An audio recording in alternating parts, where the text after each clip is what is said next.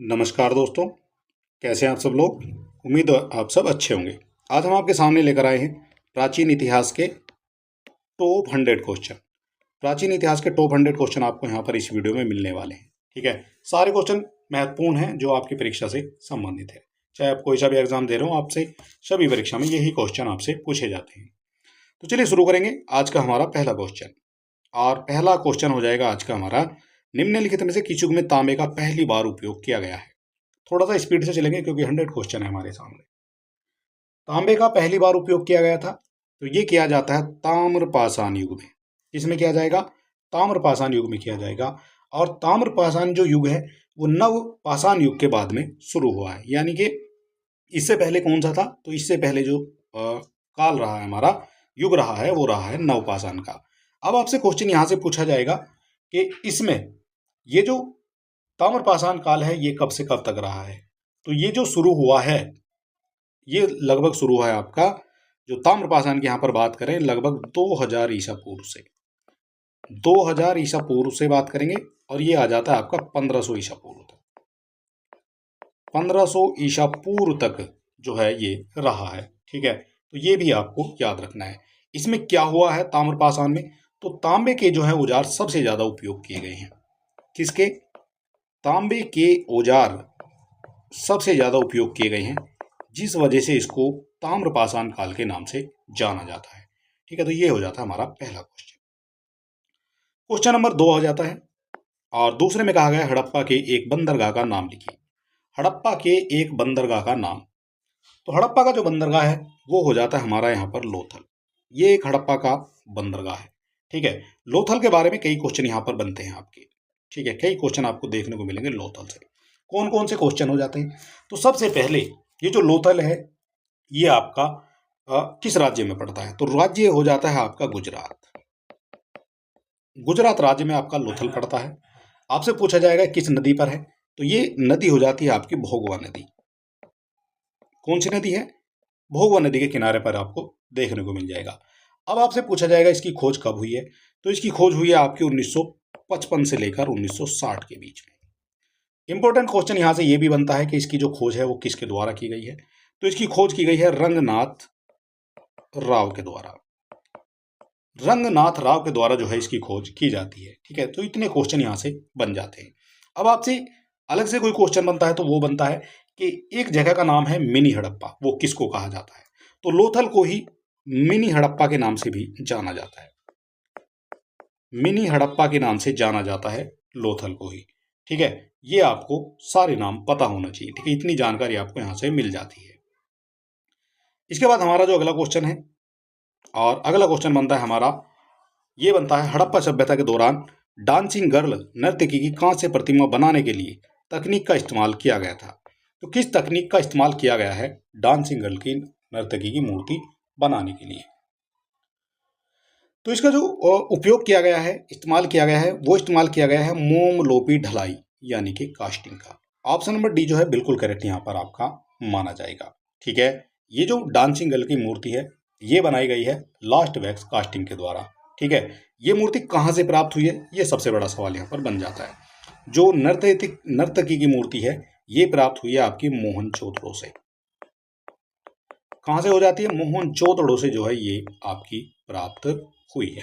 ठीक है, ये क्वेश्चन भी आपका यहाँ पर बन जाता है। इसके बाद हमारा जो अगला क्वेश्चन बनता है, 6ठी-5वीं शताब्दी ईसा पूर्व में तुर्की के लोगों ने सिंधु के पूर्व में लोगों द्वारा इस्तेमाल की जाने वाली भाषा को क्या कहा था? 6ठी-5वीं शताब्दी थी, ईसा पूर्व की यहाँ पर बात हो रही है। तो तुर्की के लोगों ने कहा था, सिंधु के जो पूर्व में रहते थे लोग उनको क्या कहा था? तो सिंधु के जो पूर्व में रहते थे उनको कहा था जो है हिंदवी। ऑप्शन नंबर बी जो है आपका यहाँ पर करेक्ट हो जाएगा। हिंदवी नाम जो है वहीं से पड़ा है इनका, हिंदू लोगों का। ठीक है, तो यहाँ पर हो जाती है ये हिंदू का प्रयोग वहाँ पर किया गया था। ठीक है, और हिंदू जो है एक कैसा शब्द है? जो हिंदू है, यहाँ पर हम लिख लेते हैं जो हिंदू है वो कैसा शब्द है? तो हिंदू हो जाता है एक फारसी शब्द। हिंदू कैसा शब्द है? हिंदू एक फारसी शब्द है। ठीक, और ये जो है जितने भी तुर्क जो है आते थे वहाँ से, तो यहाँ पर जब एक सिंधु नदी है तो इसके जो पूर्व में, यहाँ पर पूर्व में जितने भी लोग रहते थे इन सभी को कह दिया था हिंदू। ठीक है, उसी से जो है फिर इसका जो नाम पड़ा है वो पड़ा है हिंदुस्तान। हिंदू से ही इसका नाम पड़ गया है हिंदुस्तान, यानी कि ये सिंधु नदी जा रही है और इसके अंदर जितना पूर्व का क्षेत्र था ये सब जो है आपका हिंदुस्तान ही कहलाया जाने लगा। अगला क्वेश्चन बनता है हड़प्पा संस्कृति की मोहर और टेराकोटा कला पर निम्नलिखित में से किस जानवर को दर्शाया नहीं गया था। किस जानवर को दर्शाया नहीं गया था, नहीं की बात हो रही है, तो यहां पर हो जाता है सबसे पहले बाघ को दर्शाया गया है। इसके बाद यहाँ पर गैंडे को भी दर्शाया गया है और हाथी को भी दर्शाया गया है, लेकिन गाय आपको कहीं भी आपको देखने को नहीं मिलेगी। ठीक है, कौन सी नहीं मिलेगी, गाय आपको देखने को नहीं मिलेगी। अब क्वेश्चन यहाँ से बनता है कि जो टेराकोटा है ये कैसी जो है कला होती थी। तो टेराकोटा जो है ये होती थी आपकी पकी हुई मिट्टी से जो बनाई गई मूर्तियां होती थी उस तरह से होती थी। यहाँ लिखेंगे पकी हुई मिट्टी से, पकी हुई जो है मिट्टी से होती थी। ठीक है, जो पकी मिट्टी की जो कला होती थी, ठीक है, उसको कहा जाता था टेराकोटा। ठीक है, ये बात आपकी यहाँ पर पता चल गई है आपको। अगला क्वेश्चन हमारा आ जाता है हड़प्पा काल का इनमें से कौन सा नगर 3 भागों में विभाजित था। 3 भागों में विभाजित था, तो 3 भागों में जो विभाजित होने वाला नगर है वो हो जाता है यहाँ पर धोलावीरा। ऑप्शन नंबर डी हो जाएगा बिल्कुल करेक्ट आपका यहाँ पर। ठीक है, कौन सा हो जाएगा, ये हो जाएगा आपका धोलावीरा। ठीक है, धोलावीरा 3 भागों में विभाजित था। आपसे पूछा जाएगा धोलावीरा की खोज कब हुई है, क्या क्वेश्चन बनेगा, धोलावीरा की खोज कब हुई है। तो इसकी जो खोज है वो हुई आपकी 1967 से लेकर 1968 में। ठीक है, क्वेश्चन यहां से भी बन सकता है कि किसके द्वारा हुई है, तो इसकी जो खोज हुई है वो हुई है जेपी जोशी के द्वारा। ठीक है, क्वेश्चन आपके इसी तरह से बनते हैं। ठीक है, इसके बाद अगला क्वेश्चन यहां पर आ जाता है निम्नलिखित में से कौन सा सिंधु घाटी की सभ्यता से संबंधित स्थल नहीं है। सिंधु घाटी की सभ्यता से संबंधित स्थल जो नहीं है वो कौन सा हो जाएगा। तो यहाँ पर कालीबंगा हो जाता है जो आपका संबंधित है सिंधु घाटी सभ्यता से। ठीक है, और ये कालीबंगा जहाँ से जुते हुए खेत के प्रमाण मिले हैं। कालीबंगा कहाँ पर है, तो कालीबंगा आपका राजस्थान में है और यहाँ से जुते हुए खेत के प्रमाण, जुते हुए खेत के प्रमाण जो है वहाँ पर आपको देखने को मिलेंगे। रोपड़ की बात करेंगे तो रोपड़ आपका हो जाता है पंजाब में। रोपड़ कहाँ हो जाएगा, रोपड़ आपका हो जाता है पंजाब में।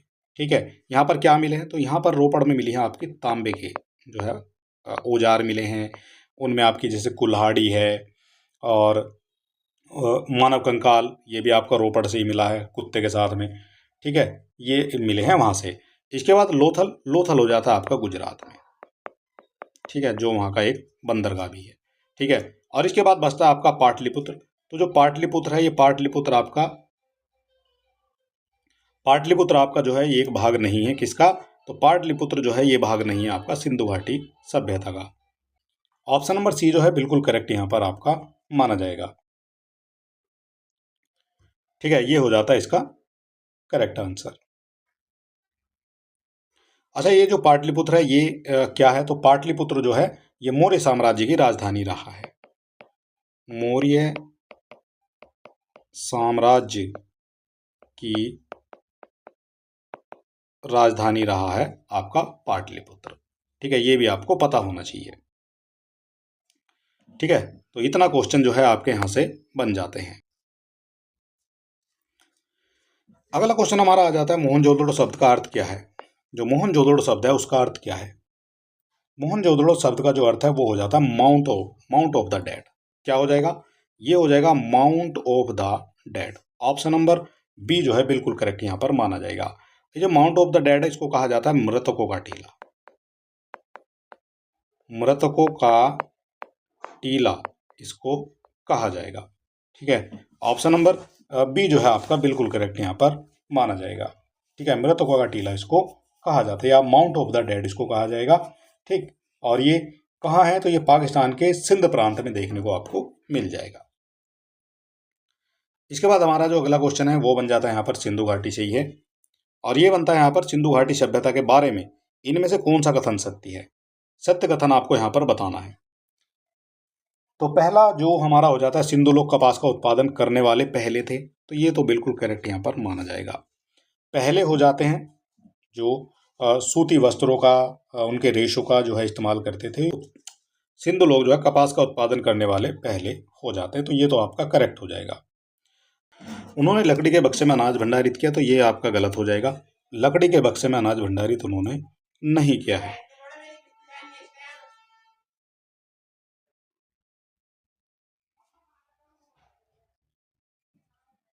सिंधु घाटी सभ्यता पंजाब, सिंध, बलूचिस्तान, गुजरात, राजस्थान और पश्चिम बंगाल के कुछ हिस्सों को कवर करती थी, तो पश्चिम बंगाल उसमें नहीं आएगा, ये गलत हो जाएगा।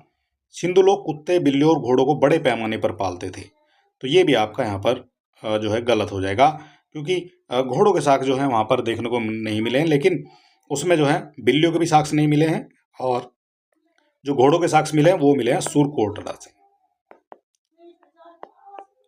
सुरकोटड़ा से जो है घोड़े के प्रमाण, पालने के प्रमाण जो है देखने को आपको मिल जाएंगे।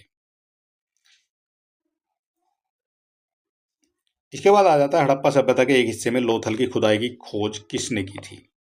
हड़प्पा सभ्यता के एक हिस्से लोथल की खुदाई की खोज किसने की थी, तो ये खोज की गई है एस.आर. राव के द्वारा।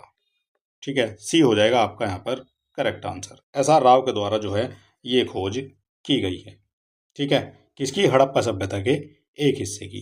कब की गई है ये खोज हड़प्पा सभ्यता की, तो ये की गई है आपकी 1955 से लेकर, लोथल की बात हो रही है यहाँ पर, 1955 से लेकर 1960 के बीच में जो है इसकी खोज हो जाती है। अगला हमारा क्वेश्चन बनता है, सिंधु सभ्यता के घोड़ों की अस्थियों का अवशेष कहाँ मिला है। सिंधु सभ्यता में घोड़े की अस्थियों के जो अवशेष मिले हैं वो मिल जाते हैं आपके सुरकोटड़ा से। ये हम आपको पहले ही बता चुके हैं। सुरकोटड़ा कहाँ पर है, तो सुरकोटड़ा हो जाता है आपका गुजरात में। कहाँ देखने को मिलेगा, गुजरात में देखने को मिलेगा, और गुजरात में भी देखने को मिलेगा एक कच्छ के रन में। ठीक है, यहाँ पर जो है घोड़े के अस्थियों के कब्रगाह देखने को मिल जाते हैं। अगला क्वेश्चन है, उपनयन समारोह से क्या तात्पर्य है। टोटल 100 क्वेश्चन हम यहाँ पर आपको कराने वाले हैं। ठीक है, सारे इंपोर्टेंट क्वेश्चन है। उपनयन समारोह से क्या तात्पर्य है, तो उपनयन समारोह से तात्पर्य हो जाता है बच्चे को सूर्य और चंद्र के औपचारिक दर्शन कराए जाते हैं, यानी कि ऑप्शन नंबर बी जो है बिल्कुल करेक्ट यहाँ पर माना जाता है। ठीक है, आप कमेंट में बता सकते हैं टोटल कितने संस्कार होते हैं हमारे हिंदू रीति रिवाजों में, टोटल कितने संस्कार होते हैं। ठीक है, तो ये आप हमें जो है कमेंट बॉक्स में लिखकर बता सकते हैं कितने संस्कार हमारे हिंदू धर्म में माने जाते हैं। अगला क्वेश्चन हमारा आता है, सत्यमेव जयते महावाक्य कहाँ से उत्कृत है, कहाँ से लिया गया है। तो सत्यमेव जयते जो है ये लिया गया है आपका मुंडकोपनिषद से। कहाँ से लिया गया है, मुंडकोपनिषद से लिया गया है। ठीक है, सत्यमेव जयते। अगला क्वेश्चन हो जाता है हमारा, वेदों के गद्य प्रकरण क्या कहलाते हैं। जो वेदों के गद्य प्रकरण हैं वो क्या कहलाते हैं, तो वेदों के जो गद्य प्रकरण हैं वो कहलाते हैं ब्राह्मण। ठीक है, क्या कहलाएंगे, तो ब्राह्मण जो है वो कहलाएंगे।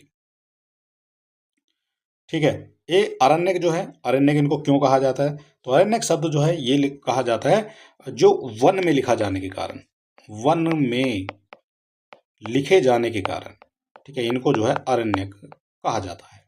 ठीक है, और यहीं अगर उपनिषद की बात करें तो उपनिषद का जो अर्थ होता है वो होता है निकट बैठना। जो उपनिषद है इसका मतलब होता है निकट बैठना।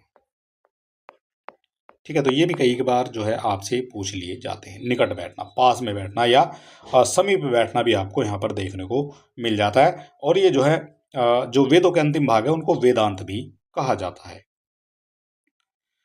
निम्नलिखित में कौन सा ज्ञान के सिद्धांत पर बल देता है, ज्ञान के सिद्धांत पर बल देता है, तो ज्ञान के सिद्धांत पर बल देता है आपका उपनिषद। कौन सा हो जाएगा, उपनिषद जो है ज्ञान के सिद्धांत पर बल देता है। ऑप्शन नंबर डी जो है आपका बिल्कुल करेक्ट यहां पर माना जाएगा। अगला क्वेश्चन आ जाएगा हमारा, निम्नलिखित में से किस देवता की सर्वाधिक महत्ता का वर्णन है। ऋग्वेद की बात हो रही है, तो ऋग्वेद में निम्नलिखित में से किस देवता की सर्वाधिक महत्ता का वर्णन है। तो सर्वाधिक जो महत्वपूर्ण देवता माने जाते हैं ऋग्वेद के वो माने जाते हैं इंद्र देवता। ठीक है, इंद्र देवता से कई क्वेश्चन आपके बन सकते हैं और ऋग्वेद से भी कई क्वेश्चन आपके बन सकते हैं। अगर ऋग्वेद की बात करेंगे तो ऋग्वेद से जो क्वेश्चन बनते हैं आपके, वो बनते हैं इनमें कितने मंडल हैं, तो 10 मंडल आपको यहाँ पर देखने को मिल जाते हैं जो ऋग्वेद में है।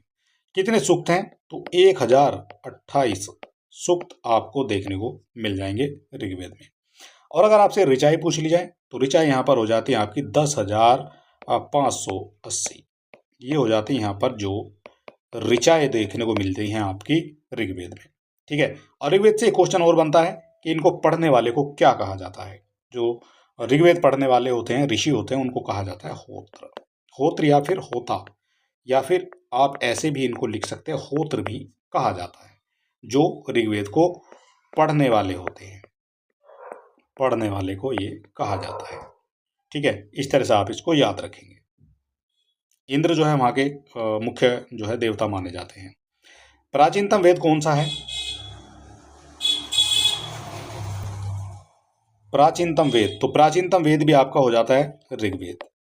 सबसे पहले वेद कौन सा है, तो सबसे पहले एक छोटी सी ट्रिक है, इसे लिखते हैं हम RYSA यानी कि राइजा। ठीक है, तो R से बनता है ऋग्वेद, ये हम यहाँ पर लिख देते हैं ऋग्वेद। ठीक है, इसके बाद Y से बनता है आपका यजुर्वेद, और S से बनता है आपका सामवेद। ठीक है, और A से बन जाता है आपका जो है अथर्ववेद, अथर्ववेद। ठीक है, ये 4 वेद आपको देखने को मिलेंगे जो प्राचीनतम से जो है नवीन की तरफ चलेंगे। अगर इसमें से आप अथर्ववेद को हटा देते हैं तो वेद त्रय में शामिल होने वाले आपके ये बन जाते हैं। वेद त्रय में कौन कौन से शामिल हैं, तो वेद त्रय में शामिल है आपके, एक तो आपका ऋग्वेद हो जाएगा, यजुर्वेद हो जाएगा, और एक आपका सामवेद हो जाएगा। ठीक है, तो ये जो है ऋग्वेद, यजुर्वेद, और एक हो जाएगा आपका सामवेद। ये क्या है, तो ये जो है तीन देखने को मिलेंगे आपके वेद त्रय में। ठीक है, ये वेद त्रय में शामिल होने वाले आपके हो जाते हैं। ठीक है, इस तरह से आप इसको याद रखेंगे। अगला क्वेश्चन बनता है निम्नलिखित में से किस भारतीय पुरातन ग्रंथ में अपराध और अपराधी का जिक्र किया गया है? अपराध और अपराधी का जिक्र किया गया है।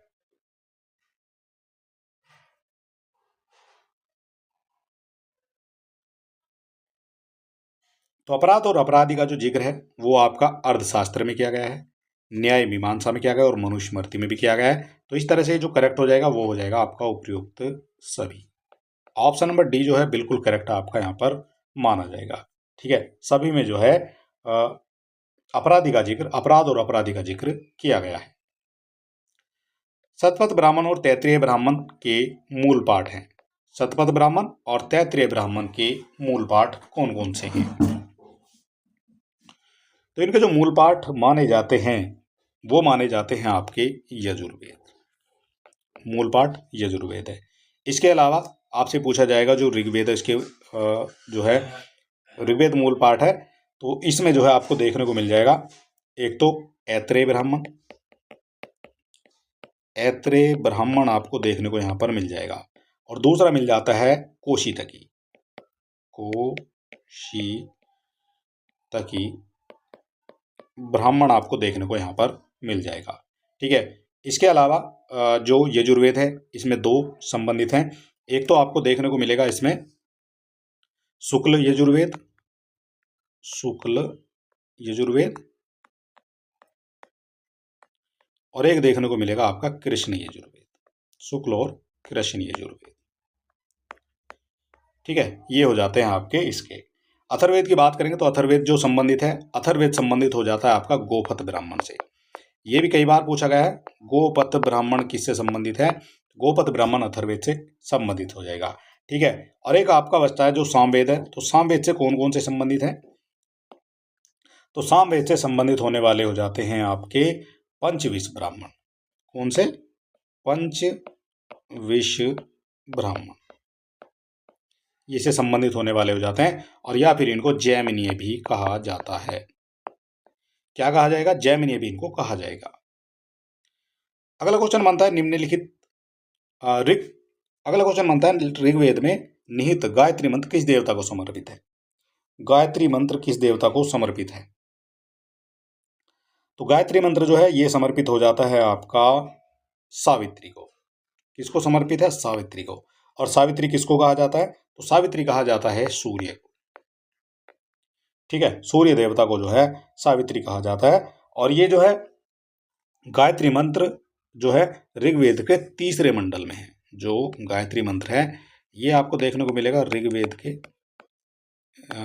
के तीसरे मंडल में। यहाँ पर ये आपको देखने को मिल जाएगा। ऋग्वेद में कितने मंडल है हमने पहले बता दिया, तो 10 टोटल मंडल आपको यहाँ पर देखने को मिलेंगे। तीसरे में आपको गायत्री मंत्र देखने को मिलेगा। ठीक है, अगला क्वेश्चन हो जाएगा सर्वाधिक प्राचीन पुराण कौन सा है? सर्वाधिक प्राचीन पुराण, तो सर्वाधिक प्राचीन पुराण है वो हो जाता है मत्स्य पुराण। कौन सा है? मत्स्य पुराण सर्वाधिक प्राचीन पुराण माना जाता है। अच्छा, यहाँ पर पुराणों की संख्या कितनी है? अगर आप जानते हैं तो आप हमें कमेंट बॉक्स में बताना पुराणों की संख्या कितनी है, पुराणों की संख्या। ठीक है, तो ये आप हमें बताएंगे कमेंट बॉक्स में पुराणों की संख्या कितनी है।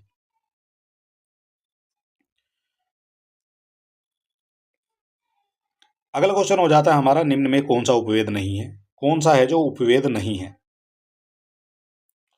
तो उपवेद जो है आपको देखने को मिलेगा धनुर्वेद एक उपवेद है, आयुर्वेद भी है। आयुर्वेद उपवेद कहाँ है? आयुर्वेद आयुर्वेद भी आयुर्वेद भी उपवेद है। और एक आपका हो जाता है शस्त्र शास्त्र। ठीक है, लेकिन योग वेद जो है वो आपको कहीं भी देखने को नहीं मिलेगा। ठीक है, तो यही आपका हो जाता है गलत। ठीक है, आपसे पूछा कौन सा उपवेद नहीं है, तो योग वेद जो है कोई उपवेद नहीं है। ठीक है, ये आपको याद रखना है।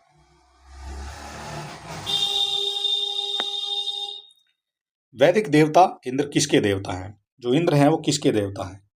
तो इंद्र हो जाते हैं वर्षा और चक्रवात के। ऑप्शन नंबर सी जो है आपका बिल्कुल करेक्ट यहाँ पर माना जाएगा। जो इंद्र हैं वो आपके वर्षा व चक्रवात के देवता माने जाते हैं।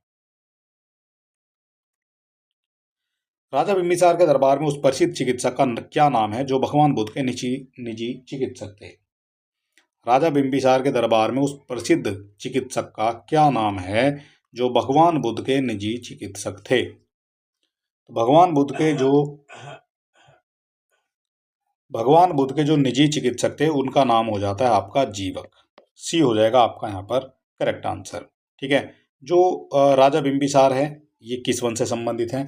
तो ये संबंधित हो जाते हैं हर्यक वंश से। किससे संबंधित है? हर्यक वंश से संबंधित है। हर्यक वंश के जो है संस्थापक हो जाते हैं आपके बिंबिसार। ठीक, और ये कौन थे? तो ये जो है बौद्ध धर्म के अनुयायी माने जाते हैं। बौद्ध धर्म के अनुयायी ये माने जाते हैं। ठीक है, इतनी आपको याद रखना है। और जो जीवक है वो जो है निजी चिकित्सक, पर्सनल चिकित्सक जो है हुआ करते थे आपके बुद्ध के। जैन धर्म का सबसे महत्वपूर्ण मौलिक सिद्धांत क्या है? जैन धर्म का सबसे महत्वपूर्ण मौलिक सिद्धांत, तो जैन धर्म का सबसे महत्वपूर्ण मौलिक सिद्धांत है आपका अहिंसा। ऑप्शन नंबर बी हो जाएगा आपका करेक्ट आंसर। अहिंसा हो जाएगा यहाँ पर जो है। और जैन धर्म के कितने सिद्धांत है टोटल? तो टोटल जो है वहां पर आपको देखने को मिलेंगे इनके जैन धर्म के 5 सिद्धांत। 1 2 3 4 और एक 5। तो पहला जो है वो हो जाता है अहिंसा। ठीक है, अहिंसा यानी कि जीव को चोट ना पहुंचाना। दूसरा जो माना जाता है वो माना जाता है आपका सत्य। ठीक है, हमेशा जो है सत्य बोलना, झूठ नहीं बोलना। तीसरा हो जाता है हमारा अस्तेय। अस्तेय यानी कि जो है चोरी ना करना कभी भी। चौथा हो जाता है अपरिग्रह। अपरिग्रह, ठीक है, यानी कि संपत्ति का संचयन ना करना, उसको संपत्ति को नहीं जोड़ना। और पांचवा हो जाता है हमारा ब्रह्मचार्य। ठीक है, ये हो जाता है इसका जो है करेक्ट आंसर। ठीक है, तो ब्रह्मचार्य तो आप जानते हैं क्या है। तो ये 5 जो है आपको मौलिक सिद्धांत देखने को मिलते हैं जैन धर्म में। गौतम बुद्ध को ज्ञान किस नदी के तट पर प्राप्त हुआ था? किस नदी के तट पर प्राप्त हुआ था? तो ये प्राप्त हो जाता है आपको निरंजना नदी के तट पर। डी हो जाता है आपका यहाँ पर करेक्ट आंसर। ठीक है, निरंजना नदी के तट पर आपको ज्ञान प्राप्त हुआ है। ठीक है, और इनकी अवस्था जो है किस अवस्था में हुआ, तो 29 वर्ष की उस समय अवस्था रही है। 29 वर्ष के जो है ये रहे हैं जब इन्होंने अपना गृह त्याग कर दिया था। और इस घटना को जो है महाभिनिष्क्रिमण के नाम से जाना जाता है। महाभिनिष्क्रिमण के नाम से उस प्रक्रिया को जाना जाता है। ठीक है, और ये बोध गया में गए थे। पीपल वृक्ष के नीचे जो है, कौन सा वृक्ष था, तो पीपल का जो है वो वृक्ष हो जाता है, पीपल का वृक्ष हो जाता है जिनके नीचे बैठकर इनको जो है ज्ञान की प्राप्ति हो जाती है। गौतम बुद्ध ने सारनाथ में अपना पहला उपदेश दिया था, उसको क्या कहा गया है? पहला उपदेश दिया था गौतम बुद्ध ने, तो उसको कहा गया है धम्म चक्र परिवर्तन मुद्रा। क्या कहा गया है? धम्म चक्र परिवर्तन मुद्रा, ये कहा गया है। ठीक है, पहला उपदेश दिया था। पहला उपदेश इन्होंने कहाँ दिया था, तो ये तो आप सभी जानते हैं, सारनाथ में जो है पहला उपदेश इन्होंने दिया था। ठीक है, इनकी जन्म की बात करेंगे, गौतम बुद्ध के अगर जन्म की बात करेंगे तो इनका जन्म हुआ था 563 ईस्वी में। 563 ईसा पूर्व में जो है इनका जन्म हो जाता है। ठीक है, अगला क्वेश्चन बनता है निम्नलिखित में किस स्थान पर प्रथम बौद्ध संगीति का आयोजन किया गया है? प्रथम बौद्ध संगीति का आयोजन, तो प्रथम जो बौद्ध संगीति है वो हुई है आपकी राजगीर में। इसी तरह से बाकी हुई है, प्रथम आपकी राजगीर में हुई है। अगर द्वितीय की बात करेंगे तो द्वितीय जो है जो दूसरी है वो हो जाती है आपकी वैशाली में। कहाँ हो जाती है? वैशाली में। और तीसरी की बात करेंगे तो तीसरी हो जाती है आपकी पाटलिपुत्र में। चारों बौद्ध संगीति आपको याद रखनी है, इनसे आपके क्वेश्चन बनते हैं। और चतुर्थ की बात करेंगे तो ये हो जाती है आपकी कुंडलवन में। कुंडलवन कहाँ है? तो कुंडलवन आपको देखने को मिल जाएगा कश्मीर में। ठीक है, पाटलिपुत्र आपको देखने को मिल जाएगा बिहार में। ठीक है, और वैशाली भी आपको देखने को मिल जाएगा बिहार में। राजगीर भी आपका बिहार में है। ठीक है, तो इस तरह से जो है ये आपकी संगीतियां देखने को मिल जाती है। 6ठी शताब्दी ईसा पूर्व में जैन और बौद्ध धर्मों में कितने बौद्ध ग्रंथों में कितने महाजनपदों का उल्लेख किया गया है? कितने महाजनपदों का उल्लेख है? तो यहाँ पर जो महाजनपदों का उल्लेख है वो हो जाता है 16 महाजनपदों का उल्लेख आपको देखने को मिल जाएगा। कितने का? 16 महाजनपदों का उल्लेख आपको देखने को मिल जाएगा।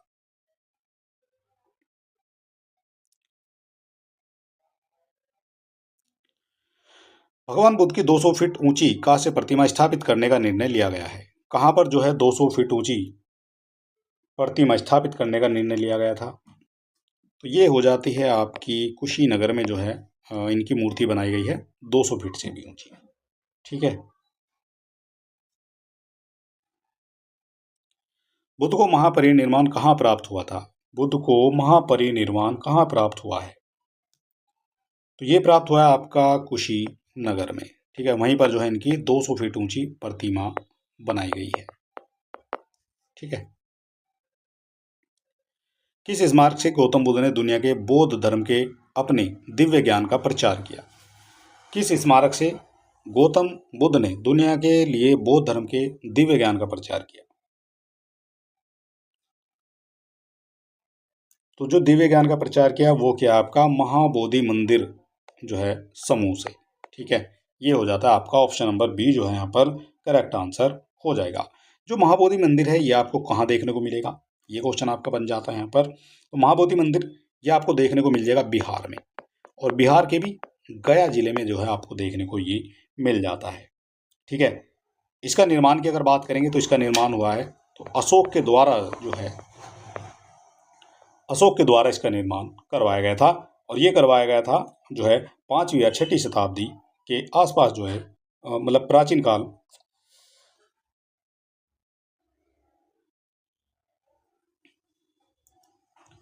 अगला क्वेश्चन बनता है गौतम बुद्ध ने धर्मचक्र प्रवर्तन सूत्र यानी धर्मचक्र प्रवर्तन सूत्र का उपदेश दिया था, तो कहाँ पर जो है उनका उपदेश दिया गया था? गौतम बुद्ध ने जो उपदेश दिया था वो दिया था आपका सारनाथ। डी हो जाएगा आपका करेक्ट आंसर। उस स्थान का नाम बताएं जहां बौद्धों की मान्यता के अनुसार गौतम बुद्ध ने अपनी मृत्यु के बाद परिनिर्वाण प्राप्त किया था। परिनिर्वाण प्राप्त किया था, तो वो किया था आपका कुशीनगर में। बी हो जाएगा आपका करेक्ट आंसर। ठीक है, कुशीनगर कहाँ है? तो कुशीनगर आपको देखने को मिल जाएगा ये उत्तर प्रदेश में। ठीक है, यूपी में आपको देखने को मिल जाएगा।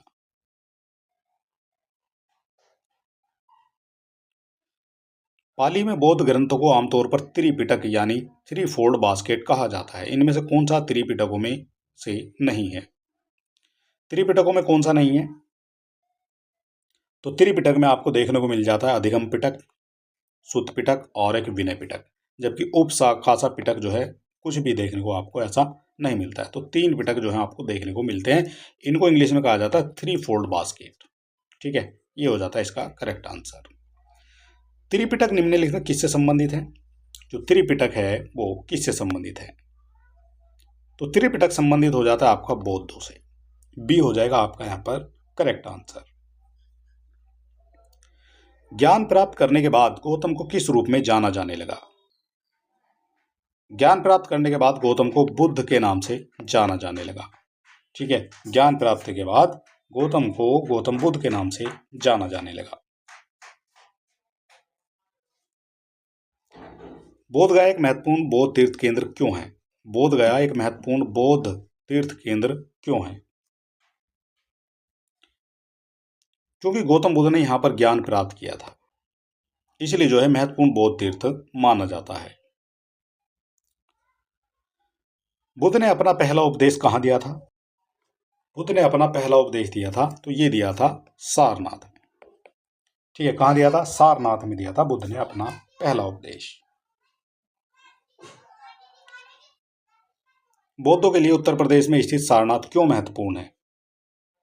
तो सारनाथ हो जाता है ज्ञान प्राप्त करने के बाद भगवान बुद्ध ने सारनाथ में अपना पहला उपदेश दिया था, इसलिए जो है ये महत्वपूर्ण माना जाता है।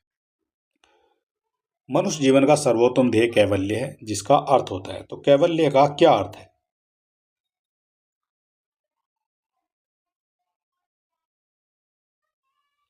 तो कैवल्य का अर्थ होता है इच्छाओं पर विजय प्राप्त करना। ऑप्शन नंबर सी हो जाता है आपका यहाँ पर करेक्ट आंसर। 24वें जैन तीर्थकर या अंतिम तीर्थकर कौन थे? 24वें जैन तीर्थकर या अंतिम तीर्थंकर, तो वो माने जाते हैं महावीर। कौन से नंबर के? 24वें नंबर के ये माने जाते हैं। ठीक है, अगर आपसे पूछ ले जाए 23वें नंबर के कौन थे, तो 23वें के हो जाते हैं पार्श्वनाथ। ये भी आपसे कई बार आपकी परीक्षाओं में पूछे जाते हैं पार्श्वनाथ। पहले जैन तीर्थंकर कौन हो जाते हैं? तो पहले हो जाते हैं ऋषभनाथ। ठीक है, ये हो जाते हैं पहले। ठीक है, पहले पूछे जाएंगे 23वें और 24वें, ये पूछे जाते हैं आपसे। जैन धर्म में त्रिरत्न दिए जाते हैं और उन्हें निर्माण का मार्ग कहा जाता है, वे क्या है? तो वो हो जाता है सही विश्वास, सही ज्ञान और सही आचरण। डी हो जाएगा आपका करेक्ट आंसर।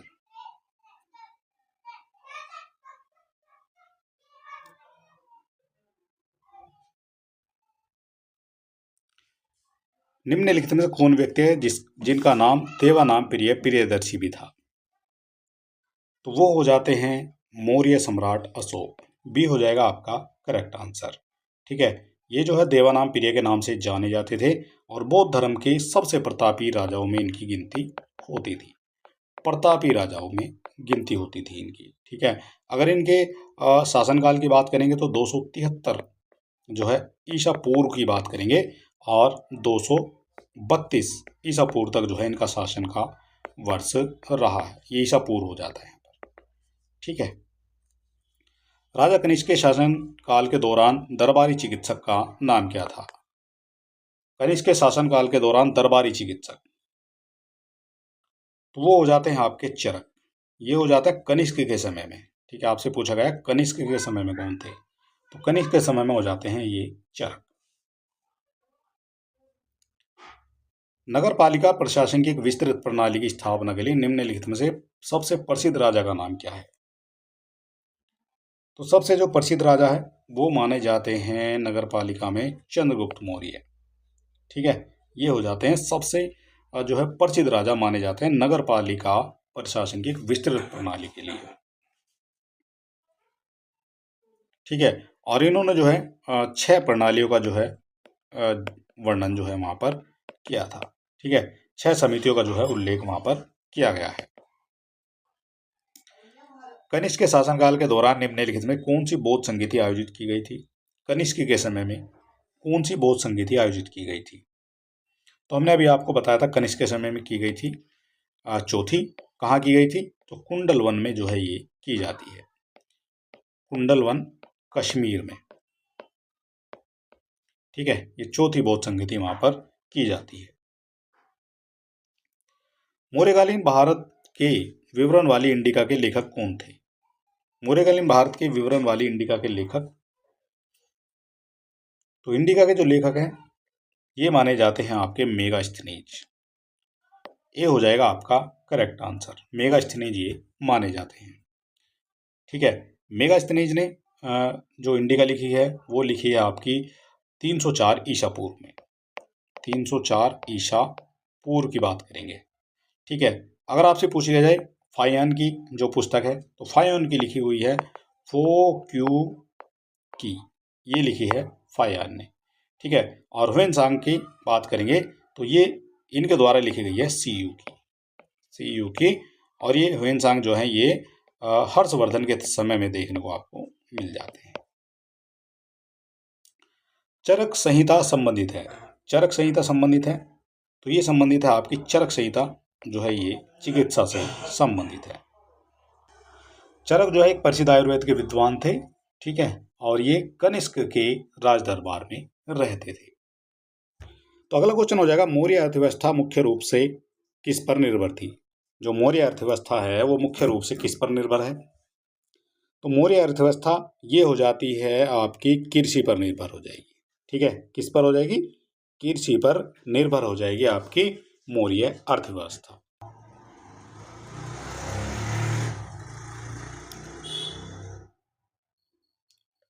अशोक के प्रधान शिलालेखों में सबसे बड़ा शिलालेख कौन सा है? बात हो रही है अशोक के शिलालेखों की। तो अशोक के प्रधान शिलालेखों में जो सबसे बड़ा शिलालेख माना जाता है वो माना जाता है 13वां शिलालेख। ठीक है, 13वां शिलालेख है और इसमें ही जो है कलिंग युद्ध का वर्णन भी आपको देखने को मिल जाएगा। किसका वर्णन है? कलिंग युद्ध का जो है वर्णन आपको देखने को इसमें मिल जाता है। तो ये आपसे कई बार पूछा जाता है।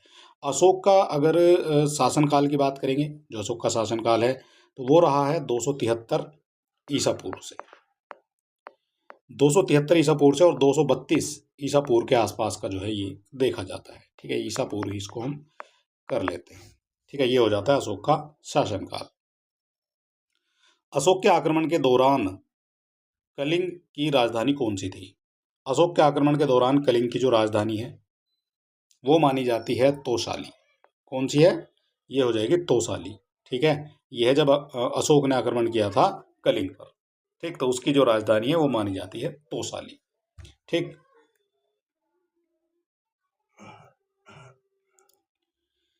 देवनाम प्रिय नाम किसे दिया गया था? जो देवनाम प्रिय नाम है वो किसे दिया गया था? तो देवानाम प्रिय नाम जो है ये दिया गया था आपका अशोक को। ऑप्शन नंबर बी हो जाएगा आपका यहाँ पर करेक्ट आंसर। अशोक को जो है ये दिया गया था। और अशोक के कुछ और नाम भी हैं। एक तो आपने देख लिया देवनाम प्रिय है, एक इनको जो है प्रियदर्शी के नाम से भी जाना जाता था। प्रियदर्शी के नाम से भी इनको जाना जाता था। ठीक है, या फिर इनको जो है बुद्ध शाक्य भी कहा गया है। क्या कहा गया है? बुद्ध शाक्य भी इनको कहा गया है।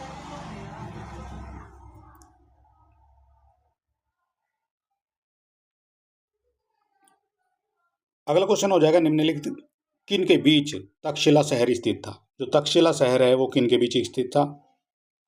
तो तक्षशिला शहर हो जाता है आपका सिंधु और झेलम के बीच में। किसके बीच में? सिंधु और झेलम के बीच का जो क्षेत्र है वो माना जाता है तक्षशिला। ठीक है, ये जो है तक्षशिला है ये आपकी गांधार की राजधानी भी माना जाता था। जो प्राचीन गांधार था उसकी राजधानी भी जो है इसको माना जाता था। ठीक है, ये भी आपको पता होना चाहिए। सम्राट अशोक का कौन सा शिलालेख कलिंग पर उसके विजय का उल्लेख करता है? सम्राट अशोक का कौन सा शिलालेख कलिंग पर उसके विजय का जो है उल्लेख करता है? तो ये हमने अभी बताया था आपको 13वां शिलालेख हो जाता है जो कलिंग पर विजय का उल्लेख करता है, कलिंग पर विजय। ठीक है, कलिंग पर विजय का उल्लेख करता है आपका 13वां शिलालेख। अशोक स्तंभ का सिंह चतुर्भुज स्तंभ शीर्ष में एक स्तंभ पर था। जो अशोक का सिंह चतुर्भुज जो स्तंभ है उसके ऊपर 4 सिर हैं, 4 मुंह के, एक चारों तरफ से जो है उन्होंने मुंह कर रखे हैं। तो वो जो है किस स्तंभ पर था? तो वो हो जाता है आपका सारनाथ।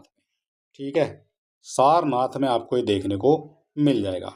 और ये जो सारनाथ का स्तंभ है इसमें जो है 4 शेर जो हैं वो पीठ से पीठ सटाए बैठे हुए हैं। और ये आज जो है भारत सरकार का राष्ट्रीय चिन्ह भी माना जाता है। ठीक है, तो उसी को जो है भारत सरकार का जो है राष्ट्रीय चिन्ह भी माना जाता है। चंद्रगुप्त मौर्य के प्रसिद्ध राजनीतिक सलाहकार को निम्नलिखित सभी नामों से जाना जाता था। इसके अलावा कौन कौन से नाम से जाना जाता था चंद्रगुप्त मौर्य के प्रसिद्ध राजनीतिक सलाहकार को? तो 4 नाम दिए गए हैं, 3 नाम से जाना जाता था, एक नाम उसमें से नहीं है। तो यहाँ देखिए उसको जाना जाता था, चाणक्य के नाम से भी जाना जाता था। ठीक है, कौटिल्य के नाम से भी जाना जाता था और विष्णुगुप्त भी उसको कहा जाता था। लेकिन समुद्रगुप्त जो है ये उसके संबंधित आपका नहीं मिलेगा। ठीक है, ये कौटिल्य था जो भारतीय राजनीतिक विचारों का जनक भी इसको माना जाता था। इसके नाम में आपको विष्णुगुप्त कह सकते हैं, चाणक्य कह सकते हैं और कौटिल्य भी इनको कह सकते हैं। और इनके द्वारा ही एक पुस्तक लिखी गई है, उस पुस्तक का नाम है अर्थशास्त्र। कौन सी हो जाएगी? अर्थशास्त्र पुस्तक। तो ये नाम तो इसका अर्थशास्त्र है लेकिन इसमें सारी जो है राजनीति की बातें लिखी हुई है। ठीक है, मौर्य जो समय था, मौर्य जो काल था, मौर्य काल की राजनीति के बारे में जो है वहाँ पर शासन के बारे में जो है इसमें आपको देखने को मिल जाएगा। नाम इसका अर्थशास्त्र है। ठीक है, तो इस तरह से आप इसको याद रखना है। अशोक के कौन से शिलालेख में ब्राह्मी लिपि का प्रयोग नहीं किया गया है? अशोक के कौन से शिलालेख में ब्राह्मी लिपि का प्रयोग नहीं किया गया है? वो कौन सा हो जाएगा? ब्राह्मी लिपि का प्रयोग नहीं किया गया है।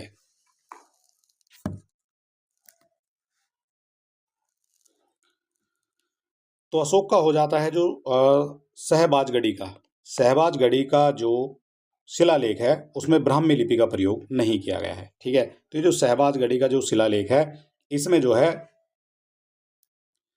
खरोष्ठी लिपि का प्रयोग किया गया है। कौन सी का? ये किया गया है इसमें खरोष्ठी लिपि का जो है यहाँ पर प्रयोग किया गया है। ये जो है सहबाजगढ़ी का जो है ये पाकिस्तान के मर्दान जिले में आपको देखने को मिल जाएगा। कहाँ मिलेगा देखने को? ये मिलेगा आपका पाकिस्तान में, पाकिस्तान के मर्दान जिले में। ठीक है, तो वहाँ पर आपको देखने को मिलेगा और ये खरोष्ठी लिपि में। और बाकी जितने जैसे सारनाथ है, धौली है, ये आपको देखने को मिलेंगे ब्राह्मी लिपि में। ठीक है, ये दोनों आपके ब्राह्मी लिपि में देखने को मिल जाएंगे। कई तरह से आपका क्वेश्चन बन सकता है। निम्नलिखित में से मौर्य कला का सर्वोत्तम प्रतिमान कौन सा है? मौर्य कला का सर्वोत्तम प्रतिमान, तो मौर्य कला का जो सर्वोत्तम प्रतिमान माना जाता है वो माना जाता है स्तंभ। ठीक है, सबसे ज़्यादा जो विकास हुआ है मौर्य कला में वो स्तंभों पर ही जो है सारी जो चीज़ें हैं वो लिखी जाती थी और आज उनका जो हमें पता चल रहा है। ठीक है, और जैसे सारनाथ है, कुशीनगर है, इन सब में जो है जो अशोक ने जो है यहाँ पर स्तंभ लगवाए थे। ठीक है, ये भी आपको पता होना चाहिए। निम्नलिखित में से कौन सा अशोक के साम्राज्याधीन नहीं था? साम्राज्य का अधीन कौन सा है जो इसमें नहीं था अशोक के? तो अशोक के साम्राज्य के अधीन नहीं था। कश्मीर तो था, कर्नाटक भी था और गुर्जरा भी था, लेकिन कामरूप जो है ये असम का पार्ट था। तो ये जो है कामरूप कहाँ है? तो असम में है। तो ये जो है अशोक का पार्ट नहीं माना जाएगा। ठीक है, ये जो है इसका पार्ट नहीं माना जाएगा। अच्छा, कर्नाटक में आपका हो जाता है मास्की अभिलेख, ये भी आपको पता होना चाहिए। मास्की अभिलेख कर्नाटक में है। ठीक है, और आपसे पूछा जाएगा जो गुर्जरा अभिलेख है ये दतिया जिले में है आपका। ठीक है, कर्नाटक के दतिया जिले में आपको देखने को मिलेगा गुर्जरा भी। और अगर कश्मीर की बात करें तो कश्मीर में आपका था ये, कश्मीर में हो जाएगा जो कल्हण की जो राजतरंगिणी है उसमें इसका जो है विस्तार बताया गया है। कल्हण की राजतरंगिणी, ये उनके द्वारा पुस्तक लिखी गई थी, उसमें जो है अशोक के बारे में बताया गया। तो वहाँ पर भी इनका जो है क्षेत्र माना जा सकता है। लेकिन कामरूप जो है असम है, तो असम का पुराना नाम है कामरूप, वहाँ जो है अशोक का साम्राज्य नहीं था। वृद्ध सांची स्तूप किस काल से संबंधित है? वृद्ध सांची स्तूप किस काल से संबंधित है? तो ये संबंधित हो जाएगा आपका मौर्य काल से। डी हो जाएगा आपका करेक्ट आंसर। ठीक है, किससे हो जाएगा? जो वृद्ध सांची स्तूप है ये मौर्य काल से संबंधित आपका हो जाता है।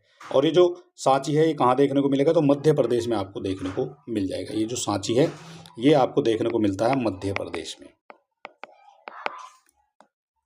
कहाँ देखने को मिलेगा? मध्य प्रदेश में देखने को आपको मिल जाता है। और ये भोपाल के निकट आपको देखने को मिल जाएगा। ऐसे भी जो है क्वेश्चन आपके बन जाते हैं। भोपाल के रायसेन जो है जिला, रायसेन जिले में देखने को मिलेगा।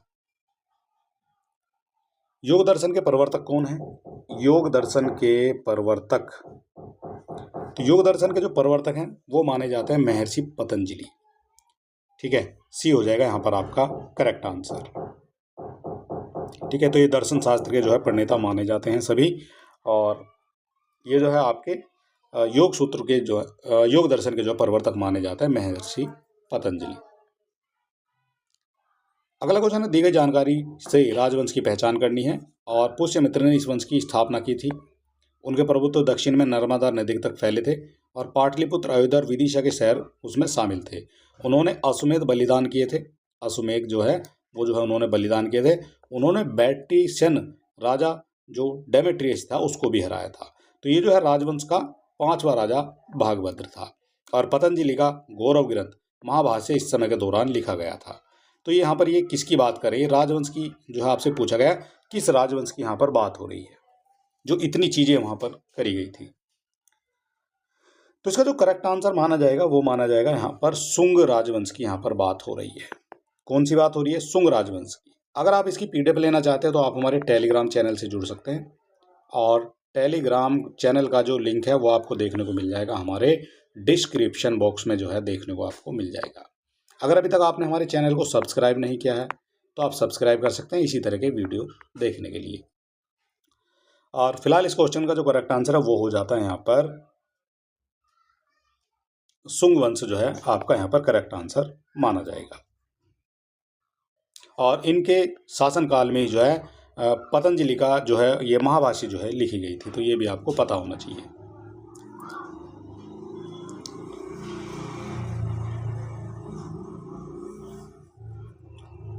प्राचीन भारत के महान व्याकरणविद पतंजलि किसके समकालीन थे? जो पतंजलि हैं वो किसके समकालीन थे? तो पतंजलि होते हैं पुष्यमित्र शुंग के। किसके? पुष्यमित्र शुंग के समकालीन ये माने जाते हैं।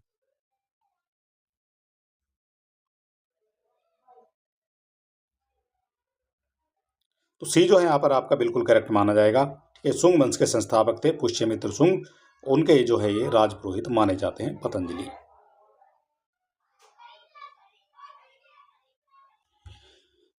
कनिष्क प्रथम के शासनकाल के दौरान कौन सा प्रसिद्ध आयुर्वेद विद्वान रहता था? कनिष्क की बात हो रही है। जो कनिष्क प्रथम थे उनके शासनकाल के दौरान प्रसिद्ध आयुर्वेद विद्वान रहता था। वो कौन से हो जाएंगे? कनिष्क प्रथम के समय। तो कनिष्क प्रथम के समय आपको देखने को मिल जाते हैं चरक। सी हो जाएगा आपका यहाँ पर करेक्ट आंसर। ठीक है, ये आयुर्वेद के विद्वान थे और चरक थे ये। और ये उस समय जो है कुषाण राज्य के राजवैद्य भी माने जाते थे। ठीक है, राजवैद्य थे उनके। और इनको जो है पितामह के नाम से भी जाना जाता था। तो पितामह के नाम से भी इनको जाना जाता था, पितामह इनको कहा जाता था। कुषाण मूलतः कहाँ के निवासी थे? कुषाण जो है मूलतः कहाँ के निवासी थे? तो कुषाण जो कुषाण है वो निवासी माने जाते हैं चीनी तुर्किस्तान के। बी हो जाएगा आपका यहाँ पर करेक्ट आंसर। ठीक है, ये कहाँ के थे? तो ये जो है तुर्किस्तान के निवासी माने जाते थे।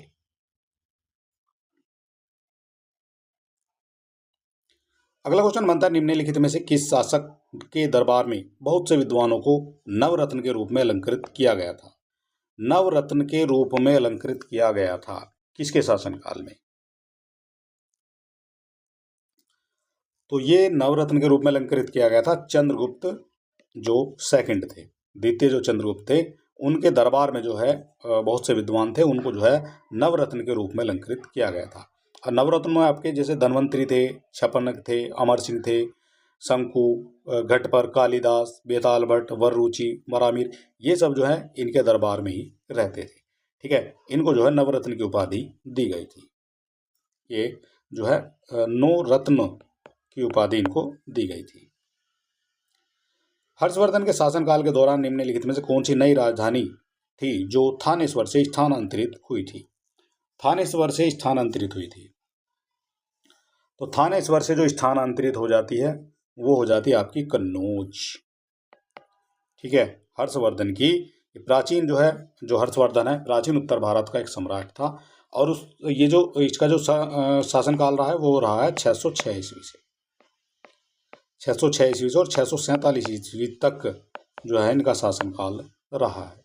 ठीक है, और थानेश्वर से जो है कन्नौज जो है इन्होंने अपनी राजधानी स्थानांतरित कर दी थी। निम्नलिखित में किस शासक के दरबारी कवि हरिसेन थे? दरबारी कवि हरिसेन थे। तो कौन से हो जाते हैं हरिसेन दरबारी कवि, किसके हो जाते हैं? तो ये हो जाते हैं समुद्रगुप्त के। बी हो जाएगा आपका करेक्ट आंसर। ठीक है, जो हरिसेन थे वो समुद्रगुप्त के दरबारी कवि माने जाते थे। ये कब की बात है थी?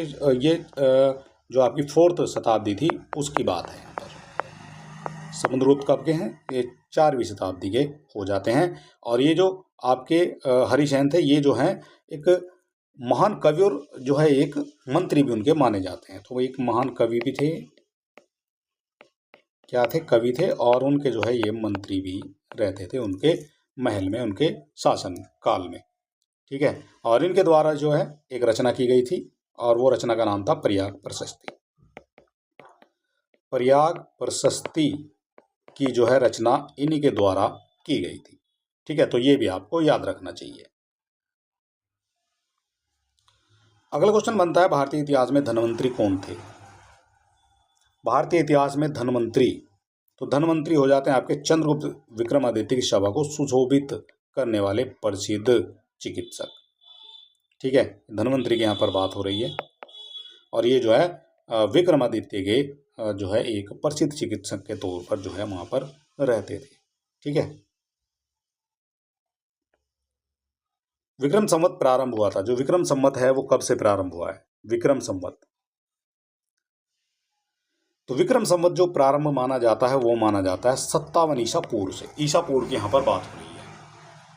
ठीक है, ईसा पूर्व होता है जैसे यहाँ हम 1 से चले हैं, यहाँ हम 1 ईयर से चले हैं, अब हमारा चल रहा है 2026, और इससे पहले की बात हो रही है, यानी कि 57 साल पहले, इस 1 से जो है 57 साल पहले की बात हो रही है, इसको कहा जाता है ईसा पूर्व। ठीक है, और इसके अलावा यहाँ पर अगर आपसे पूछा जाएगा विक्रम संवत की जो स्थापना, विक्रम संवत जो है कब से मानी जाती है, तो ये तो आपकी मानी जाती है 57 से। इसके बाद 78 की बात करेंगे तो यहाँ से जो शुरुआत मानी जाती है शक संवत की शुरुआत मानी जाती है। ठीक है, शक संवत हो जाता है, और एक हिजरी संवत भी आया था, हिजरी संवत, वो भी आपको याद रखना चाहिए। हिजरी संवत आया था और ये आया था आपका 622 ईस्वी में, 622 ईस्वी में आया था, और इसके जो प्रवर्तक माने जाते हैं वो माने जाते हैं मोहम्मद साहब। कौन माने जाते हैं? मोहम्मद साहब जो हैं इसके प्रवर्तक माने जाते हैं। ठीक है, ये आपको पता होना चाहिए। इसके बाद आ जाते हैं आपके जो खगोलविद हैं वराहमिहिर, और कवि कालिदास किसके दरबार के हिस्सा थे? जो वराहमिहिर हैं, तो वराहमिहिर और एक आपके कालिदास किसके दरबार के हिस्सा थे? तो हमने भी बताया था आपको, ये थे आपके विक्रमादित्य के। ऑप्शन नंबर ए जो है बिल्कुल करेक्ट आपका हो जाता है। और ये जो दोनों थे ये 9 लोग थे जो 9 रत्नों में शामिल थे। ठीक है, 9 रत्नों में शामिल थे आपके विक्रमादित्य के। ठीक, और ये कब की बात है?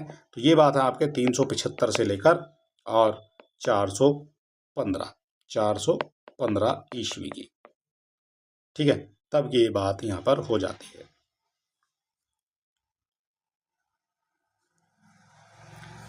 हर्षवर्धन ने 5 इंडीज को अपने नियंत्रण में ले लिया था। इनमें 5 इंडीज था, 5 इंडीज कौन सा था जो अपने नियंत्रण में ले लिया था? तो 5 इंडीज जो यहाँ पर माने गए हैं उनमें आपका सबसे पहले पंजाब आ जाएगा, कन्नौज आ जाएगा, बंगाल, बिहार और उड़ीसा। इनको जो है 5 इंडीज के नाम से जाना जाता था। ठीक है, इनको आपको याद रखना है कौन कौन से हो जाएंगे, पंजाब, कन्नौज, बंगाल, बिहार और उड़ीसा। ठीक है, इस तरह से आप इसको याद रख सकते हैं। अगला क्वेश्चन बनता है वह स्थल जहां हर्षवर्धन ने बौद्ध महासम्मेलन का आयोजन किया था। बौद्ध महासम्मेलन का जो आयोजन है वो कहाँ किया गया था?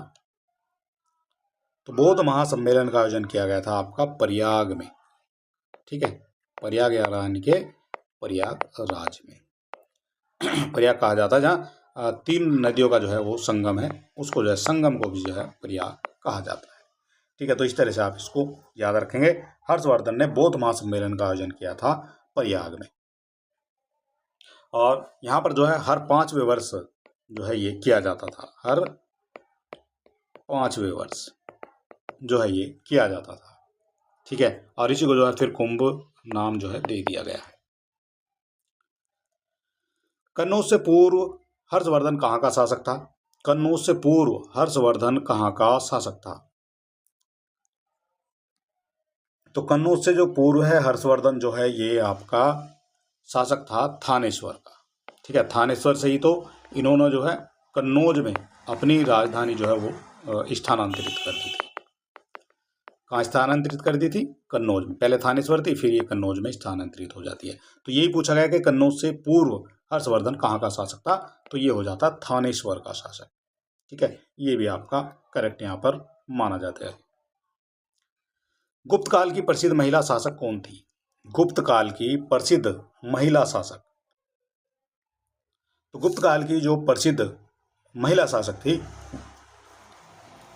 वो मानी जाती है प्रभावती गुप्ता। कौन मानी जाएगी? प्रभावती गुप्ता मानी जाएगी।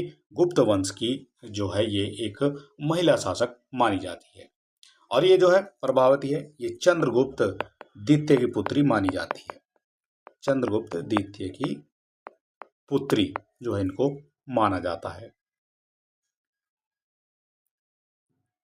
इनके पति का नाम अगर आपसे पूछ लिया जाए, प्रभावती के पति का नाम, तो इनके पति का नाम था रुद्रसेन।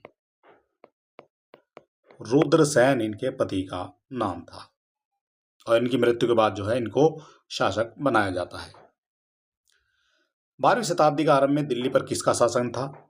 12वीं शताब्दी के आरंभ में दिल्ली पर शासन था, तो दिल्ली पर शासन हो जाता तोमर वंश का। किसका हो जाएगा? तोमर वंश का शासक हो जाएगा दिल्ली पर। ठीक है, ऑप्शन नंबर ए जो है बिल्कुल करेक्ट यहां पर माना जाएगा। और अगर आपसे पूछ ले जाए जो तोमर वंश है इनके संस्थापक कौन थे, तो तोमर वंश के जो संस्थापक है वो हो जाता है अनंगपाल। कौन हो जाते हैं? अनंगपाल जो है इनके संस्थापक माने जाते हैं। ठीक है, ये भी आपको पता होना चाहिए।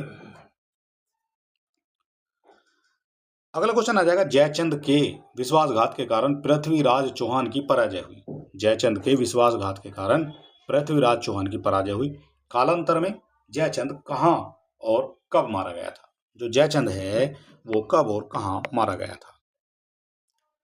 तो जयचंद जो मारा गया था वो मारा गया था चंदावर के युद्ध में। और चंदावर का युद्ध कब हुआ है, ये क्वेश्चन बनता है आपका।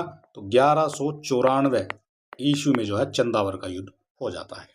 अब चंदावर का युद्ध होता है, एक तरफ तो आपके हो जाते हैं जयचंद और एक तरफ हो जाते हैं मोहम्मद गोरी। कौन हो जाते हैं? मोहम्मद गोरी से जो है ये युद्ध होता है, और मोहम्मद गोरी जो है जयचंद पर जो है आक्रमण कर देता है 1194 में, और इनसे जो है कन्नौज और इटावा के बीच में जो है एक चंदावर नामक स्थान था, वहां पर जो है युद्ध हुआ था दोनों के बीच में। ठीक है, तो जयचंद तो मारा जाता है यहाँ पर। तो यहाँ कौन मारा जाता है? जयचंद यहाँ पर मारा गया था। ठीक है,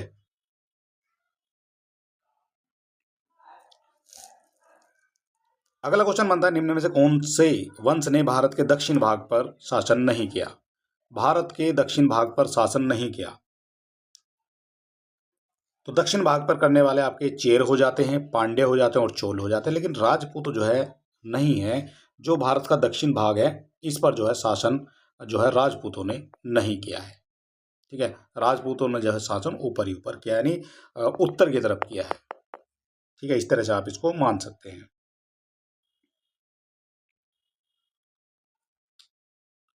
अगला क्वेश्चन आ जाएगा, पाल साम्राज्य भारत के किस हिस्से से संबंधित है? जो पाल साम्राज्य है भारत के किस हिस्से से संबंधित है? तो पाल साम्राज्य जो है ये हो जाता है आपका संबंधित पूर्वी हिस्से से। भारत के जो पूर्वी आपका हिस्सा है उससे जो है संबंधित हो जाता है यहाँ पर पाल वंश। ठीक है, ये जो है पूर्वी हिस्से से संबंधित हो जाएगा आपका भारत के। ठीक है, और अगर इस वंश की राजधानी आपसे पूछ ली जाएगी तो मुंगेर जो है इस वंश की जो है राजधानी मानी जाती है। ठीक है, पाल साम्राज्य की राजधानी है मुंगेर, ये भी आपको पता होना चाहिए। अगर आपसे पूछा जाए इनका जो है शासन है वो कब से कब तक चला है, तो इनका शासन चला है आपका 750 ईस्वी से और 1174 ईस्वी तक जो है इनका शासन चला है। पाल वंश का पहला शासक कौन था? पाल वंश का जो पहला शासक है, तो पाल वंश का पहला शासक माना जाता है गोपाल। कौन माना जाएगा? गोपाल माना जाएगा। हमने बताया आपको, गोपाल ने जो है 750 से और जो है 770 तक जो है शासन इन्होंने किया है। ठीक है, यहाँ तक जो है इन्होंने शासन किया है और ये जो है एक योग्य शासक भी माने जाते हैं। निम्नलिखित में कौन सा शिव मंदिर चोल शासकों के संरक्षण में नहीं बनाया गया था? चोल शासकों के संरक्षण में नहीं बनाया गया था, तो चोल शासकों के संरक्षण में नहीं बनाया गया था वो हो जाता है आपका गोंडेश्वर मंदिर सिन्नार का। बी हो जाता है आपका यहाँ पर करेक्ट आंसर। कौन सा है? गोंडेश्वर मंदिर है जो चोल शासकों के संरक्षण में नहीं बनाया गया है। बाकी नटराज भी इनके द्वारा बनाया गया है, पलाई वन्नार का भी इनके द्वारा, और वृद्धेश्वर मंदिर भी जो है चोल शासकों के संरक्षण में ही बनाया गया था। ठीक है, तो ये आपको याद रखना है। अगला क्वेश्चन हमारा बनता है यहाँ पर, महोदयपुरम के चेर साम्राज्य में बोली जाने वाली संभावित भाषा कौन सी थी? महोदयपुरम के चेर साम्राज्य में बोली जाने वाली संभावित भाषा, तो ये जो भाषा मानी जाती है इनकी महोदयपुरम के चेर साम्राज्य में बोली जाने वाली, वो मानी जाती है मलयालम। कौन सी मानी जाएगी? मलयालम जो है वो मानी जाएगी, जो महोदयपुरम में बोली जाती थी। महोदयपुरम कब का है? तो ये आ जाता है आपका 10वीं शताब्दी का। 10वीं शताब्दी का जो है ये आ जाता है, और दक्षिण पश्चिमी जो हमारा एक प्रायद्वीप का हिस्सा था यहाँ पर जो है ये बोली जाती थी, तो यहीं आपकी हो जाती है मलयालम। ठीक है, इस तरह से आप इसको याद रखेंगे। अगला क्वेश्चन आ जाएगा, सिंचाई के लिए 16 मील लंबी चोल झील का निर्माण इनमें से किस चोल शासक ने करवाया था? 16 मील लंबी थी ये, और ये करवाया था कौन से चोल शासक हो जाते हैं? तो ये हो जाते हैं राजेंद्र प्रथम। बी हो जाएगा इसका करेक्ट आंसर। ठीक है, राजेंद्र प्रथम हो जाते हैं। इनका शासनकाल पूछा जाएगा तो 1014 से लेकर और 1044 ईस्वी तक जो है इनका शासन रहता है। ठीक है, इनकी उपलब्धियां तो बहुत सारी हैं, और इन्होंने जो है सिंचाई के लिए जो है 16 मील लंबी एक चोल मंडलम झील का निर्माण कराया था। उसका नाम आपसे पूछा जाएगा, चोल मंडलम झील, ये जो है इसका नाम हो जाता है, जो 16 मील लंबी थी। कौन सा साहित्य संगम साहित्य के रूप में प्रसिद्ध है? कौन सा साहित्य संगम साहित्य के रूप में प्रसिद्ध है? तो साहित्य संगम साहित्य के रूप में प्रसिद्ध है, और ये हो जाता है आपका तमिल साहित्य। कौन सा हो जाएगा? तमिल साहित्य हो जाएगा, जो संगम साहित्य के रूप में प्रसिद्ध है। ठीक है, ये हो जाता है आपका संगम साहित्य। चोल अभिलेखों के अनुसार जैन सभाओं को दान में दी जाने वाली भूमि को क्या कहा जाता था? जैन सभाओं को जो दान में दी जा रही है भूमि, उसको क्या कहा जाएगा? चोल अभिलेखों के अनुसार पूछा गया आपसे, तो उसको कहा जाता था पल्ली छादम। पल्ली छांदम कहा जाता था, जो चोलों के द्वारा जो है भूमि दान की जाती थी। किसको दान की जाती थी? तो ये दान की जाती थी आपकी जैन को। ठीक है, तो ये तो जैन के लिए हो जाती है। अगर आपसे पूछी जाए जो वैली है, तो ये दी जाती थी गैर ब्राह्मण को। किसको? गैर ब्राह्मण को दी जाती थी। आपसे पूछ लिया सालब हो गए, तो शाला भोग तो ये विद्यालय को दी जाती थी। ठीक है, विद्यालय के जो है रख रखाव के लिए भूमि दी जाती थी। ठीक है, तो ये, और अगर आपसे पूछा जाए ब्रह्मादय तो ये दी जाती थी आपकी ब्राह्मणों को। ठीक है, तो इस तरह से आप इनको याद रखेंगे। परिचित संस्कृत ग्रंथ लीलावती किस विषय पर लिखा गया था? जो लीलावती ग्रंथ है, इंपॉर्टेंट क्वेश्चन है, लीलावती ग्रंथ किस विषय पर लिखा गया था? तो लीलावती जो ग्रंथ है ये लिखा गया था गणित पर। ठीक है, इंपॉर्टेंट क्वेश्चन है, कई बार परीक्षाओं में पूछा भी गया है, 2022 में भी पूछा गया है, और 2000 जो है ये पूछा गया 2022 और 23 दोनों में जो है ये क्वेश्चन बना है आपका जूनियर इंजीनियरिंग की परीक्षा में। ठीक है, तो इस तरह के क्वेश्चन आपसे पूछे जाते हैं। और इसमें जो है गणित पर लिखी गई है, इसमें जो है आपको 625 श्लोक देखने को मिल जाते हैं। ठीक है, 625 श्लोक जो है इसमें देखने को आपको मिल जाएंगे।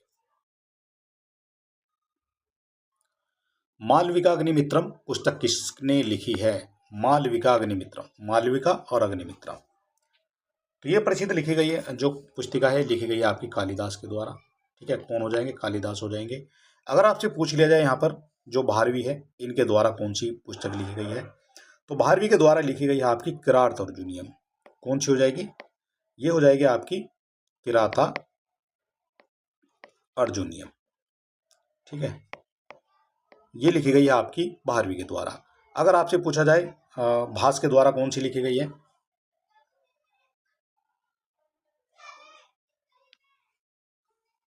और यहाँ पर दंडी की बात करेंगे तो दंडी के द्वारा लिखी गई है 10 कुमार चरितम। द से दंडी और द से हो जाएगा 10 कुमार चरितम। ठीक है, कालिदास की हो गई है। और इसके अलावा एक आती है आपकी स्वप्न दास दत्ता। ये किसके द्वारा लिखी गई है? तो ये भी आपकी लिखी गई है भास के द्वारा। तो भास यहाँ पर है तो ये आपके भास से संबंधित हो जाएगी। अभिज्ञान शाकुंतलम किताब के लेखक हैं, तो अभी हमने बताया अभिज्ञान शाकुंतलम, तो ये तो हो जाती है आपकी कालिदास की। ठीक है, कालिदास की जो है ये आपकी पुस्तक मानी जाएगी। अभी कुछ पुस्तकों की सूची है तो यहाँ हम देख सकते हैं, जैसे ये पूछी जाती है आपसे, अष्टाध्यायी लिखी गई है पाणिनि के द्वारा, रामायण लिखी गई है वाल्मीकि के द्वारा, महाभारत लिखी गई है वेद व्यास के द्वारा, महाभाष्य लिखी गई है पतंजलि के द्वारा, अभिज्ञान शाकुंतलम कालिदास के द्वारा लिखी गई है, रघुवंशम कालिदास के द्वारा लिखी गई है। ये वो है जो पूछी जाती है आपकी परीक्षा में और इम्पोर्टेंट, आप इसको मार्क कर सकते हैं। पंचतंत्र विष्णु शर्मा की हो जाएगी, कामसूत्र वात्स्यायन की हो जाएगी, सूर्य सिद्धांत ये आर्यभट्ट की है, बुद्ध चरितम ये हो जाती है आपकी आशुघोष की, पृथ्वीराज रासो चंद्रवरदाई की कई बार पूछी गई है, और गीत गोविंदा आपकी जयदेव की। ये सभी जो है इंपॉर्टेंट है और बार बार परीक्षाओं में जो है ये पूछी भी जाती है। इसका आप स्क्रीनशॉट लेकर भी रख सकते हैं। कादंबरी के लेखक कौन है? कादंबरी के लेखक कौन है? तो कादंबरी के जो लेखक हैं वो हो जाते हैं बाण भट्ट। ठीक है, कौन हो जाएंगे? बाण भट्ट हो जाएंगे कादंबरी के लेखक। ठीक है, और इन्होंने ही जो है कौन सी लिखी है? इन्हीं के द्वारा लिखी गई है हर्षचरितम। हर्षचरित जो है वो भी इनके द्वारा ही लिखी गई है, बाण भट्ट के द्वारा। विशाख दत्त द्वारा लिखित मुद्रा राक्षस कौन सी भाषा में लिखी गई है? अब मुद्रा राक्षस तो पता है सबको, किसने लिखी है? विशाख दत्त ने। क्वेश्चन क्या बना है कि किस भाषा में लिखी गई है। ठीक है, तो ये भी आपको जानना चाहिए किस भाषा में लिखी गई है। तो जो विशाख दत्त की मुद्रा राक्षस है ये लिखी गई है संस्कृत भाषा में। सी हो जाएगा आपका यहाँ पर करेक्ट आंसर।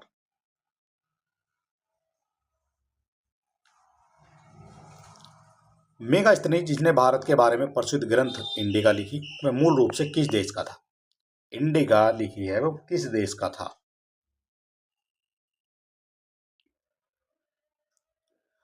तो जो मेगास्थनीज है वो हो जाता है आपका ग्रीस का। कहाँ का हो जाएगा? ग्रीस का हो जाएगा। और ये जो मेगास्थनीज है यह आया था चंद्रगुप्त जो है द्वितीय के दरबार में, चंद्रगुप्त मौर्य के दरबार में। किसके दरबार में आया था? चंद्रगुप्त मौर्य के दरबार में आया था। कब आया था? तो ये आया था 304 ईसा पूर्व में। ठीक है, तो ये जो है इनके द्वारा जो है इंडिका नामक पुस्तक लिखी गई है। और ये जो है यूनान, ग्रीस को जो है यूनान भी कहा जाता है, तो कहीं पर आपको यूनान लिखा मिल जाएगा तो वो भी आपका करेक्ट हो जाएगा। तो ग्रीस कह सकते हैं या फिर यूनान कह सकते हैं। और ये जो है जो आपका मेगास्थनीज है, ये जो है सेल्यूकस निकेटर का राजदूत था। किसका राजदूत था? सेल्यूकस निकेटर का राजदूत। ठीक है, तो इस तरह से भी आप इसको याद रखेंगे। अगला हमारा क्वेश्चन बनता है प्रसिद्ध विरूपाक्ष मंदिर कहाँ स्थित है? तो विरूपाक्ष मंदिर है, इंपॉर्टेंट है, और ये आपको देखने को मिल जाएगा हम्पी में। ठीक है, हम्पी कहाँ है? तो हम्पी आपका देखने को मिलता है कर्नाटक में। ठीक है, कर्नाटक के पड़क्कल में जो है आपको देखने को मिलेगा। और आपसे पूछा जाए हम्पी किस नदी के किनारे है, तो नदी भी आपको देख लेनी है। तो तुंगभद्रा नदी के किनारे जो है आपको देखने को ये मिल जाएगा। किसके किनारे? तुंगभद्रा नदी के किनारे आपको देखने को मिल जाता है। और ये जो हम्पी है ये यूनेस्को का जो है विश्व धरोहर स्थल में भी शामिल है। यूनेस्को की विश्व धरोहर सूची में भी ये शामिल है। ठीक है, विरूपाक्ष का ये मंदिर है। अगला हमारा क्वेश्चन बनता है यहाँ पर खजुराहो समूह के प्रसिद्ध स्मारक किस राज्य में है? जो खजुराहो समूह के प्रसिद्ध स्मारक किस राज्य में है? तो जो खजुराहो है ये आपको देखने को मिल जाएंगे आपके मध्य प्रदेश में। बी हो जाता है आपका यहाँ पर करेक्ट आंसर। अगर आपसे पूछ लिया जाए जो मध्य प्रदेश में ये कहाँ है, तो मध्य प्रदेश के छतरपुर जिले में आपको देखने को ये मिल जाएंगे। छतरपुर जिला है मध्य प्रदेश का, उस जिले में देखने को मिलेंगे। अगर इनके निर्माण की बात की जाएगी, जो खजुराहो के मंदिर है निर्माण की अगर बात करी जाए, तो ये लगभग 900 ईस्वी से और 1130 ईस्वी के मध्य जो है बनाए गए थे चंदेल राजाओं के द्वारा। किनके द्वारा? चंदेल राजाओं के द्वारा जो है इनका निर्माण किया गया था। अगला क्वेश्चन है मंदिर एलोरा महाराष्ट्र में स्थित एक प्राचीन हिंदू मंदिर है जो चट्टानों को काटकर बनाए गए हैं। सबसे बड़े मंदिरों में एक है। तो ये जो है किसका है? कौन से मंदिर की बात हो रही है? पातालेश्वर, भैरव, दूधनाथ या कैलाश? तो यहां पर जो बात हो रही है वो हो रही है कैलाश मंदिर की। ठीक है, डी हो जाएगा आपका यहाँ पर करेक्ट आंसर। और ये जो कैलाश मंदिर है दुनिया में सबसे बड़ा एकात्मक जो है मंदिर माना जाता है। ठीक है, जो कैलाश मंदिर है ये जो है आपको एलोरा की गुफाओं में जो है देखने को मिल जाता है। कहाँ पर? एलोरा की जो है एलोरा की गुफाओं में देखने को मिलेगा। और ये जो मंदिर है ये एक पूरी चट्टान है, उसी को काटकर जो है यहाँ पर बनाया गया है, पूरी चट्टान को। ठीक है, पूरी चट्टान को काटकर जो है ये बनाया गया है और बहुत ही जो है उत्कृष्ट है ये। ठीक है, कब की बात है? तो ये है लगभग 8वीं शताब्दी की। 8वीं शताब्दी के आसपास में जो है ये बनाया गया था। किसके द्वारा बनाया गया था ये इंपॉर्टेंट है। ठीक है, तो ये बनाया गया था आपका राष्ट्रकूट राजा कृष्ण प्रथम के द्वारा, कृष्ण फर्स्ट के द्वारा जो है इसको बनाया गया था। मथुरा कला स्कूल कब अपने शिखर पर पहुंचा? जो मथुरा कला स्कूल है अपने शिखर पर पहुंचा, तो शिखर पर पहुंचा था ये कुषाण काल में। ठीक है, कुषाण थे, कुषाणों में जो थे वो थे कनिष्क। ठीक है, मथुरा कला का जो जन्म है वो हुआ था कनिष्क के समय में, जो कुषाण काल के जो है माने जाते हैं। और उसमें जो है ये सर्वोच्च शिखर पर थी अपनी जो है जो कला थी वहाँ की, जो मथुरा कला है अपने शिखर पर थी। अगला क्वेश्चन बनता है हमारा भारत में नवपाषाण काल गुफा चित्रकारी कहाँ मिलती है? नवपाषाण काल की बात हो रही है। तो नवपाषाण काल में जो गुफा चित्रकारी मिलती है वो देखने को मिल जाएगी आपकी भीमबेटका में। और भीमबेटका कहाँ है? तो भीमबेटका आपको देखने को मिलेगी जो है मध्य प्रदेश के रायसेन जिले में। ठीक है, मध्य प्रदेश का है, एमपी का जो है ये रायसेन जिला। ठीक है, तो वहां पर जो है भीमबेटका आपको देखने को मिल जाएगी। अगर इसका निर्माण आपसे पूछा जाएगा तो नवपाषाण काल में जो है इसका निर्माण हुआ है, नवपाषाण काल में इसका निर्माण हुआ है। और 7000 ईसा पूर्व की बात हम यहाँ पर कर रहे हैं, यानी कि जो हमने बताया था 1 से शुरू हुआ है, 2026 यहाँ पर चल रहा है, उससे 7000 पहले। ठीक है, उससे भी 7000 पहले, जो एक था उससे 7000 साल पहले की बात हो रही है यहाँ पर। और आज की वीडियो का हमारा हो जाता लास्ट क्वेश्चन। टोटल 100 क्वेश्चन हम यहाँ पर कराने वाले हैं। अगर अभी तक आपने हमारे चैनल को सब्सक्राइब नहीं किया है तो आप सब्सक्राइब कर सकते हैं और वीडियो को जो है अपने दोस्तों में शेयर कर सकते हैं और वीडियो को लाइक भी कर सकते हैं। फिलहाल बात करेंगे क्वेश्चन नंबर 100 की। प्राग ऐतिहासिक काल की चित्रकारी वाली प्रसिद्ध पंचमुखी गुफाएं किस जिले में देखने को मिलती हैं? पंचमुखी गुफाएं हैं तो ये देखने को मिलती है आपकी सोनभद्र में। सोनभद्र कहाँ है? तो सोनभद्र जो है आपको देखने को मिलेगा, ये यूपी का जो है ये हिस्सा माना जाता है। यूपी का जो है एक जिला है आपका सोनभद्र, ठीक है। और वहां पर जो है पंचमुखी गुफाएं देखने को मिलती हैं। और चलिए दोस्तों, आज का जो हमारा वीडियो है ये हम यहीं समाप्त करते हैं। और अभी हम जो है आपको कराने वाले हैं राज्य व्यवस्था के यानी कि कॉन्स्टिट्यूशन के जो है हम यहाँ पर क्वेश्चन कराएंगे आपको। टोटल 100 क्वेश्चन जो हम सभी विषय के जो है आपके लिए लेकर आएंगे। तो चलिए दोस्तों, मिलते हैं नेक्स्ट वीडियो में। तब तक के लिए नमस्कार, जय हिंद।